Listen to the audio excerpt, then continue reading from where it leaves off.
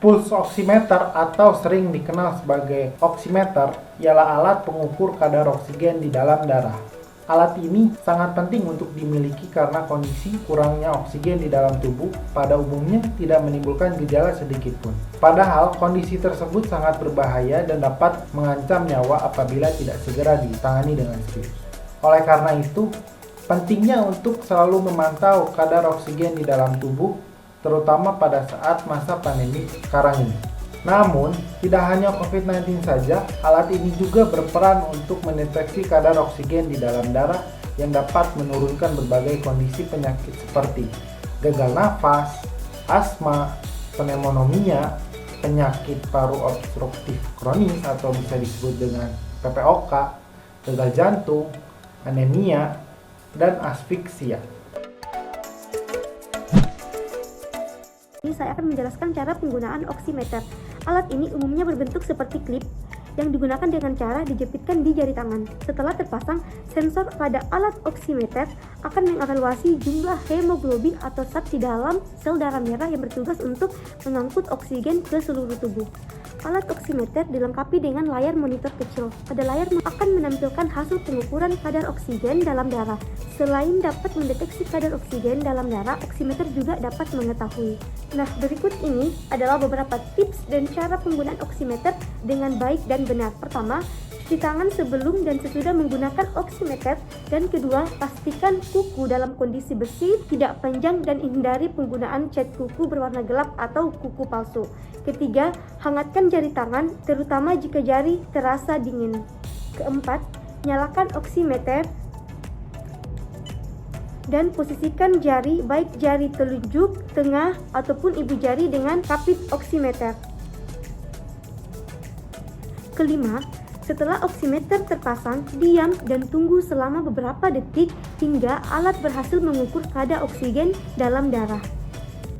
Pada layar oximeter tertera dua angka dengan artian berbeda. Angka yang ditandai dengan SpO2 menunjukkan saturasi oksigen dalam darah, sedangkan angka yang tertera sebagai huruf HR atau heart rate menunjukkan jumlah denyut nadi atau detak jantung. Jadi, saturasi oksigen dikatakan normal apabila nilai saturasi oksigen atau SpO2 berada di angka 95% atau lebih. Sementara itu, seseorang dikatakan mengalami kekurangan oksigen atau hipoksemia jika nilai saturasi oksigennya turun hingga kurang dari 92%. Kondisi ini perlu segera mendapatkan penanganan dari dokter.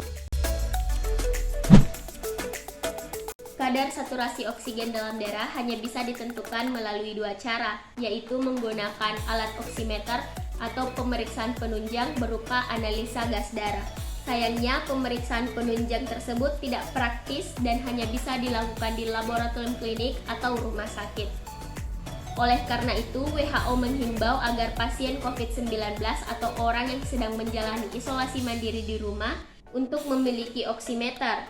Hal ini dikarenakan sebagian pasien COVID-19 bisa mengalami happy hipoksia atau silent hipoksia, yaitu kondisi di mana menurunnya saturasi oksigen dalam darah tanpa disertai gejala.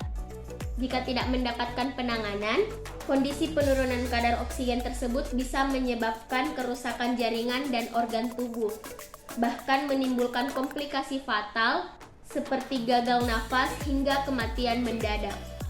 Dengan rutin melakukan pemeriksaan kadar oksigen dalam darah, bisa memonitor apakah tubuh mendapatkan oksigen yang cukup atau segera ke dokter bila mengalami kekurangan oksigen. Semakin cepat penanganan dilakukan, semakin rendah risiko terjadinya komplikasi atau gejala yang berat bagi pasien COVID-19. Oleh karena itu, oximeter merupakan alat yang penting untuk dimiliki, terutama jika Anda merupakan pasien COVID-19 yang sedang menjalani isolasi mandiri di rumah.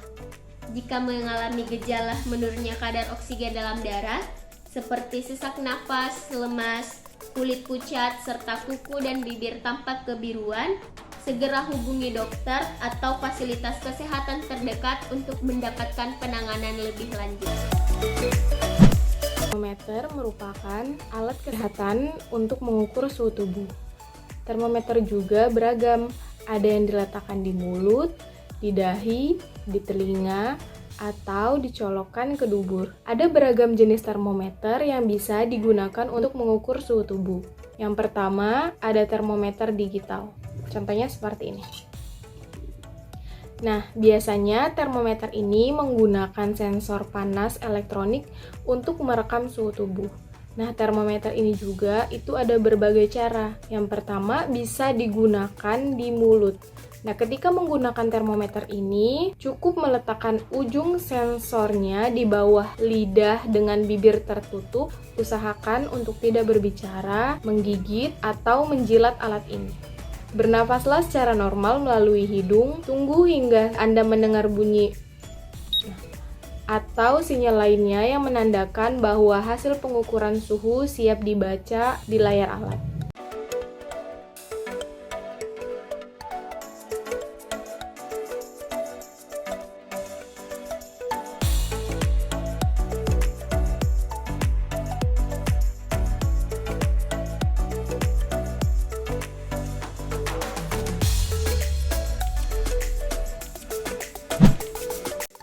Yang kedua ada termometer digital telinga atau termometer timpani. Termometer digital telinga atau termometer timpani merupakan termometer yang memanfaatkan sinar inframerah untuk mengukur suhu pada lubang telinga, tepatnya di gendang telinga membran timpani.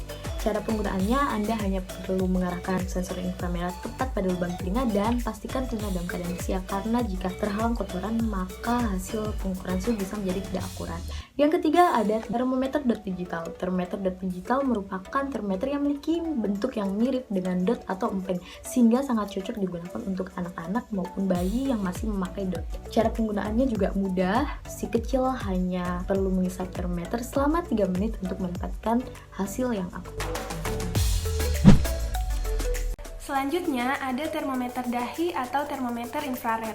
Termometer jenis ini menggunakan sensor inframerah untuk mengukur suhu pada area dahi dan arteri temporal di pelipis.